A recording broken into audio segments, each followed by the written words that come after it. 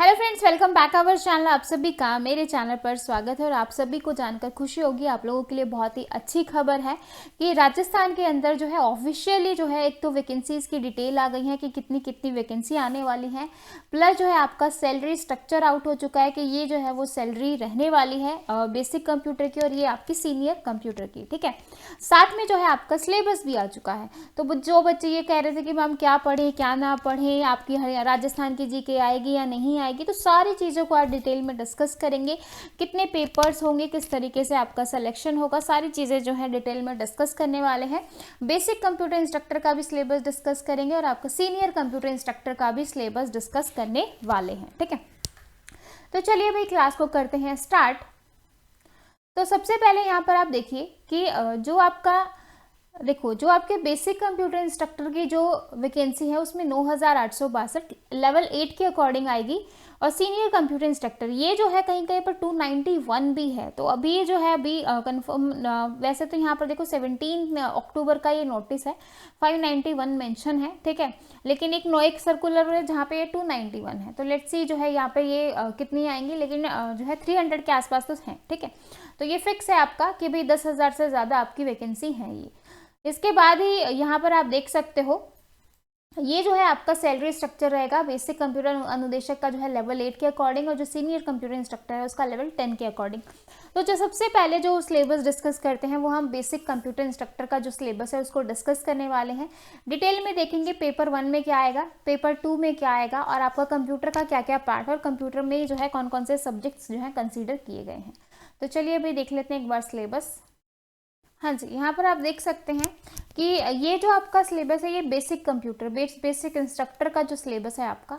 ठीक है, इसमें आपके 2 पेपर्स होंगे, पेपर 1 100 मार्क्स का, पेपर 2 भी आपका 100 मार्क्स का रहेगा। ठीक है, जो कि 2-2 घंटे के करवाए जाएंगे।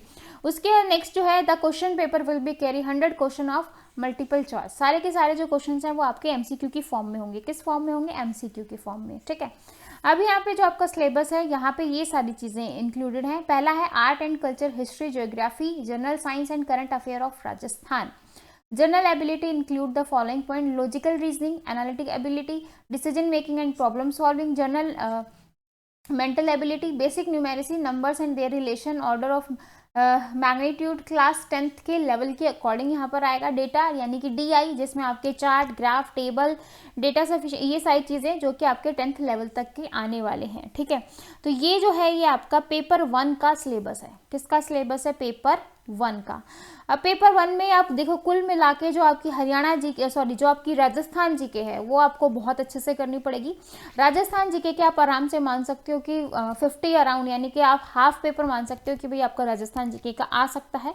बाकी जो है आपका मैथ्स, रीजनिंग और जो आपका DI वगैरह है ये सारी चीज़ें यहाँ पर आएंगी। हिंदी इंग्लिश जो है कुछ भी नहीं है, सिर्फ मैथ, रीजनिंग और आपका जो है DI आपको जो है पेपर 1 में करना है और आपको राजस्थान की जीके, राजस्थान के करंट अफेयर्स करने हैं।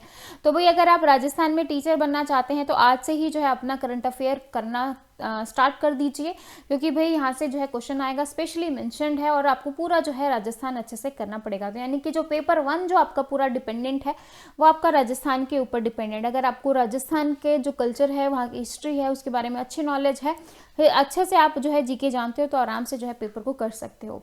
उसके साथ ही अगर नेगेटिव मार्किंग की बात की जाए तो नेगेटिव मार्किंग आप यहाँ पर देख सकते हो। Negative marking shall be acceptable evolution of answer for every wrong answer is 0.5।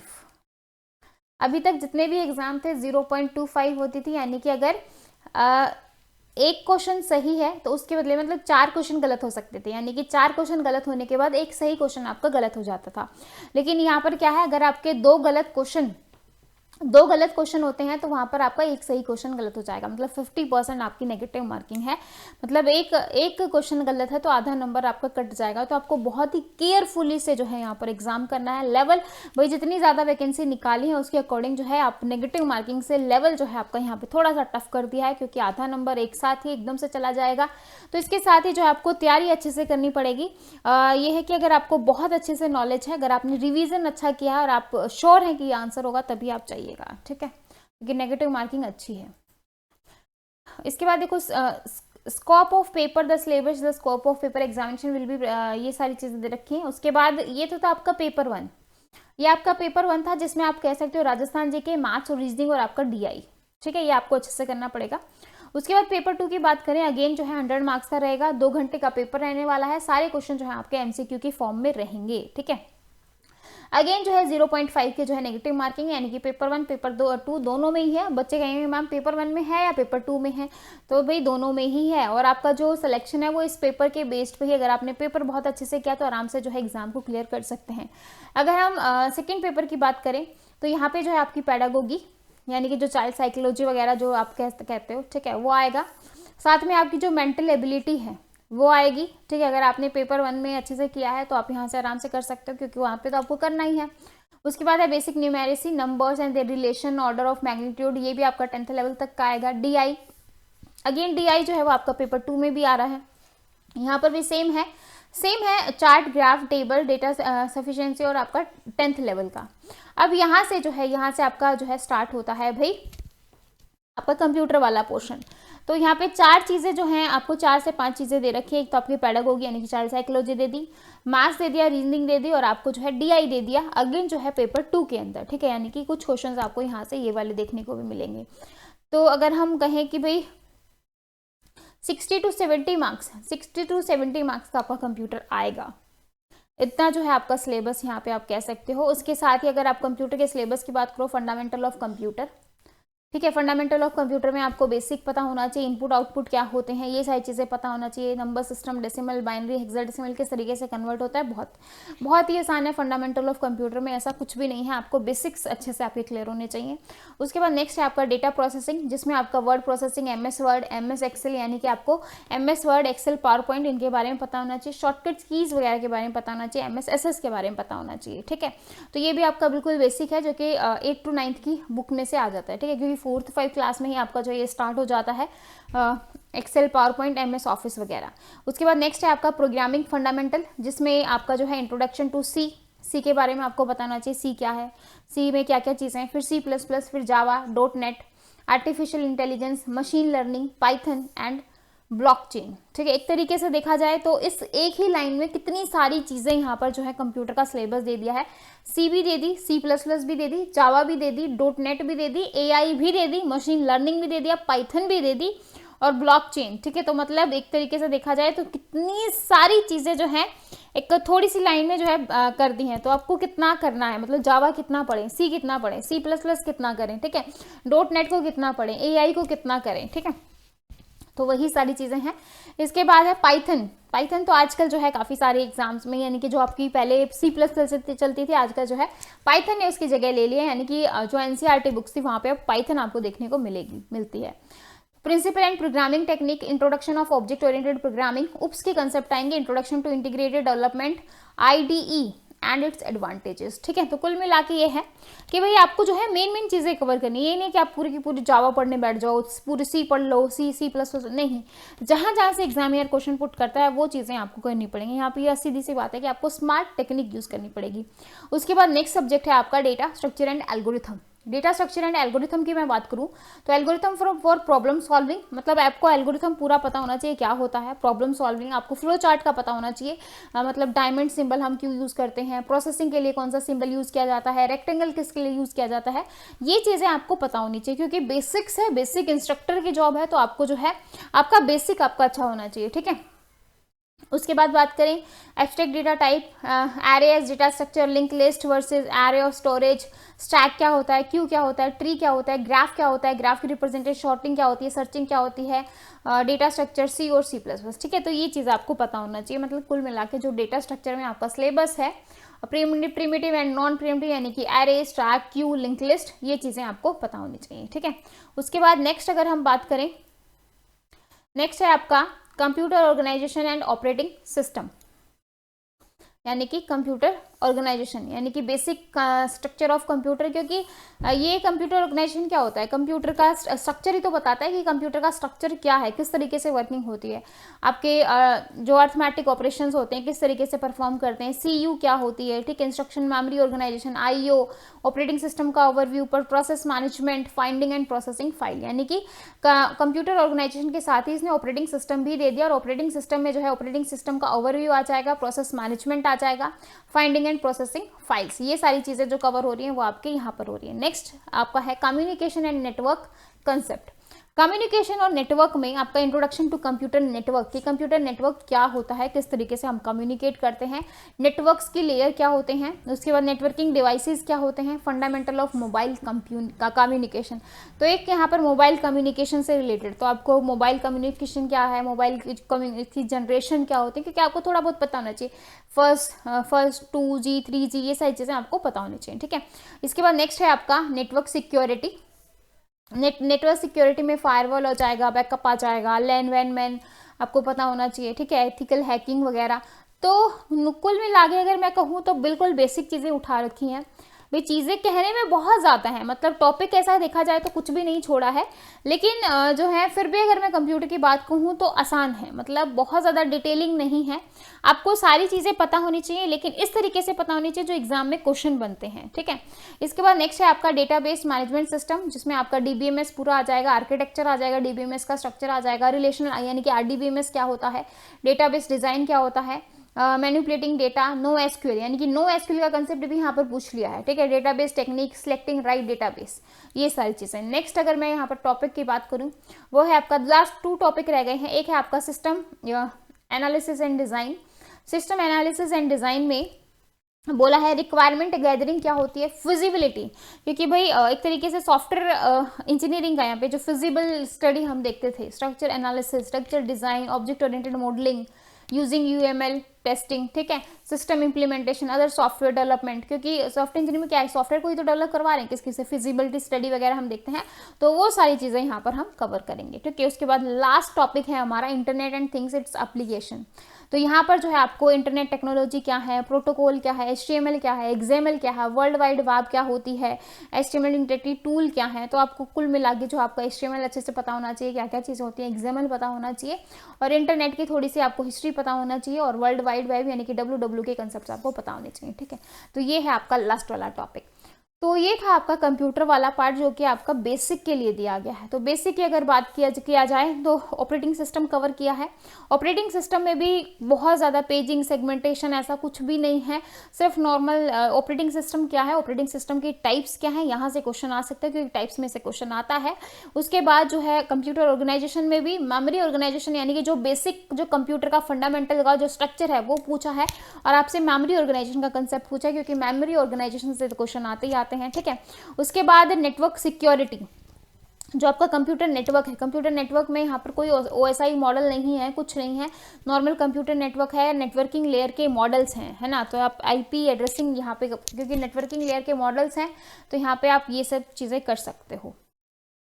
उसके बाद DBMS डेटाबेस मैनेजमेंट सिस्टम की मैं बात करूँ तो यहाँ पे डेटाबेस मैनेजमेंट सिस्टम में भी आपका ना कि कंकरेंसी कंट्रोल है, ना नॉर्मलाइजेशन है, ना फंक्शनैलिटी है, फंक्शनल डिपेंडेंसी वगैरह कुछ भी यहाँ पर जो है ऐसे जो अच्छे खासे जो टॉपिक्स हैं वो नहीं कवर किए हैं, लेकिन हाँ चीज़ें ऑलमोस्ट आपकी सभी कवर की गई हैं।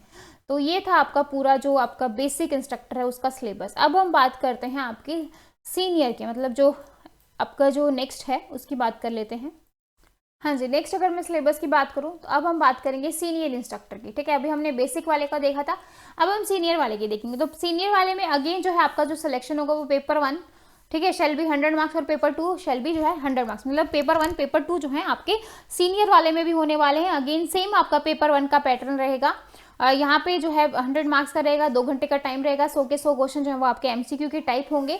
अगेन जो है आपसे राजस्थान में यहाँ पे art and culture, history, geography, general science and current affair of Rajasthan, ये सारी चीज़ें, मतलब आपको राजस्थान की जो GK है वो काफ़ी अच्छे से आनी चाहिए। उसके बाद है जनरल एबिलिटी, ठीक है, logical reasoning, analytical ability, decision making, problem solving, general mental ability, ठीक है, बेसिक न्यूमेरेसी, और आपका DI। तो कुल मिला के मास रीजनिंग और आपको DI जो है आपका यहाँ पे स्ट्रांग होना चाहिए। और नेगेटिव मार्किंग की बात की जाए तो 0.5। तो पूरा जो आपका पेपर 1 का जो सिलेबस है वो बेसिक इंस्ट्रक्टर और आपका जो सीनियर इंस्ट्रक्टर है वो सेम है। क्यों? क्योंकि आपने देखा होगा ना TGT PGT एग्जाम, जितने भी टेट के एग्जाम होते हैं, जो कॉमन वाला पार्ट रहता है वो सेम रहता है, बस फर्क क्या होता है लेवल्स का। अब ये सीनियर है तो ऑब्वियसली यहाँ पे जो क्वेश्चंस है वो थोड़े से हाई हो जाएंगे, थोड़े से टफ हो जाएंगे, ठीक है। मैथ्स के क्वेश्चन वहाँ पे इजी आ रहे हैं तो यहाँ पे आपको थोड़ा सा टफ देखने को मिल सकता है, मतलब लेवल का डिफरेंस होगा। बाकी जो है आपको बाकी सिलेबस आपका ऑलमोस्ट सेम है। अब हम बात करते हैं पेपर 2 की। पेपर 2 की अगर मैं कहूँ, अगेन जो है आपका 100 मार्क्स का जो है एग्जाम होने वाला है, 2 घंटे का पेपर होगा, 100 को तो जो है आपके एमसीक्यू होंगे, और अगेन जो नेगेटिव मार्किंग होगी 0.5 की, है ना, 0.5 की यहाँ पर नेगेटिव मार्किंग है। तो नेगेटिव मार्किंग अच्छी है, इसलिए आपको प्रैक्टिस और प्रैक्टिस और प्रैक्टिस करनी पड़ेगी, ठीक है। तो ये है आपका पूरा सिलेबस। तो अगेन जो है 3-4 चीज़ें सिमिलर हैं, जैसे वहाँ पर थी कि आपका पेडागोगी मिलेगा, आपको मेंटल एबिलिटी मिलेगा, बेसिक न्यूमेरेसी, डीआई, ये जो 3-4 चीज़ें वहाँ पे थी, आपका मैथ्स, रीजनिंग और डीआई, और आपका चाइल्ड साइकोलॉजी, यहाँ पर भी आपकी यही चीज़ें हैं, ठीक है, यहाँ तक। इसके बाद स्टार्ट होता है आपका फंडामेंटल ऑफ कंप्यूटर। वहाँ पर भी आपका फंडामेंटल ऑफ कंप्यूटर था, जिसमें आपका number system, arithmetic operations, computer language, fundamental details of input and output process, ठीक है। तो फंडामेंटल में आपका पूरा बेसिक हो गया, बेसिक आपको अच्छे से पता होना चाहिए, हिस्ट्री, जनरेशन, ये सब कुछ आपको अच्छे से आना चाहिए, ठीक है। नेक्स्ट है आपका प्रोग्रामिंग फंडामेंटल, जिसमें आपका C++, Java, .NET, artificial intelligence, AI, machine learning, Python and blockchain programming, data type, ठीक है, build in, user defined, built in कौन से होते हैं, यूजर डिफाइंड कौन से, क्योंकि ये आपको पता होना चाहिए। बिल्ट इन जितने भी होते हैं आपको उनके थोड़े से नाम एक बार याद रखने पड़ेंगे, क्योंकि ऑप्शन 4 MCQ में आप कंफ्यूज हो जाओगे कौन सा था कौन सा नहीं था, ठीक है। फिर उसके बाद जो है आपको operators, control flow functions, array, pointer, structure and union, enumerated data type and file handling, command line arguments, ठीक है। इसके बाद है आपका object oriented programming using C++ and Java. तो यहाँ पर आपके object and classes, inheritance, polymorphism, event, exceptions, handling and file and stream. देखो वहाँ पर जो है आपका क्या हो रहा था, ऑब्जेक्ट ओरिएंटेड के फीचर्स वहीं पर ऐड कर दिए थे, लेकिन यहाँ पर अलग से जो है एक बना दिया है ऑब्जेक्ट ओरिएंटेड C++ और जावा का आपको करना है, ठीक है। इसके बाद है आपका डेटा स्ट्रक्चर और एल्गोरिथम। डेटा स्ट्रक्चर और एल्गोरिथम की अगर मैं बात करूं तो यहाँ पे जो है एब्स्ट्रैक्ट डेटा टाइप, एरे क्या होता है, लिंक लिस्ट क्या है, स्टैक क्या है, क्यू क्या है, बाइनरी सर्च ट्री क्या है, सर्चिंग क्या होती है, सॉर्टिंग क्या होती है, सिंबल टेबल, ये सारी चीज़ें आपको जो है यहाँ पर करनी पड़ेंगी, ठीक है, सेम है। उसके बाद एल्गोरिथम यहाँ पर अलग से मेंशन है, tree traversal, branch and bound, greedy method, complexity of algorithm. कहने को पूरा आपको एल्गोरिथम नहीं दिया, पूरा एल्गोरिथम में तो आपको जो है divide and conquer, dynamic programming, back tracking, बहुत सारी चीज़ें होती हैं, ठीक है, लेकिन यहाँ पे कुछ मेन चीज़ें आपको लिख दी हैं और ये आपको पता होना चाहिए, ठीक है।